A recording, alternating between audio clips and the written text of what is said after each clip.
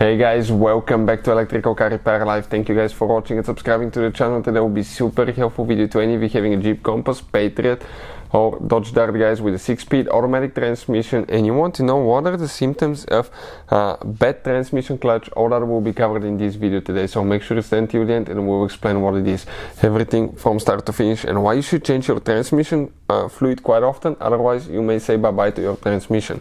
Before we start, let me tell you a little bit about us. Every single car we get at the garage, we try to make at least 200 to 300 free repair videos. Why we do that? Simply because our mission at the shop is to save you as much money as we can. All we need, guys, in return, please subscribe to the channel, like the video, that way we can keep making these absolutely free videos for you.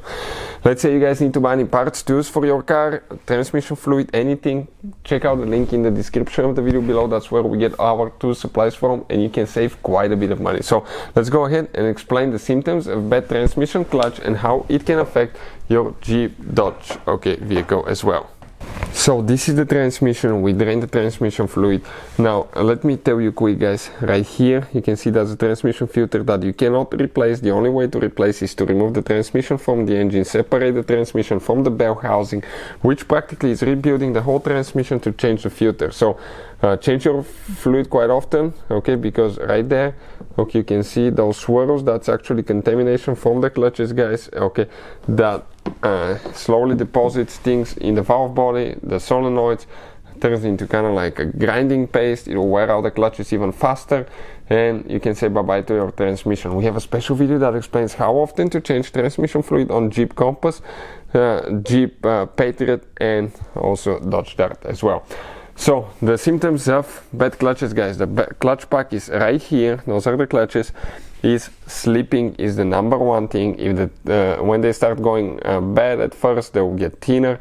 That will cause slipping, guys. And slipping is when the RPMs on your car go up, but the car is not going faster. Practically, it's like it's revving up a little bit. When it's under load, especially if you're climbing or passing anybody, you can notice that, or when changing gears.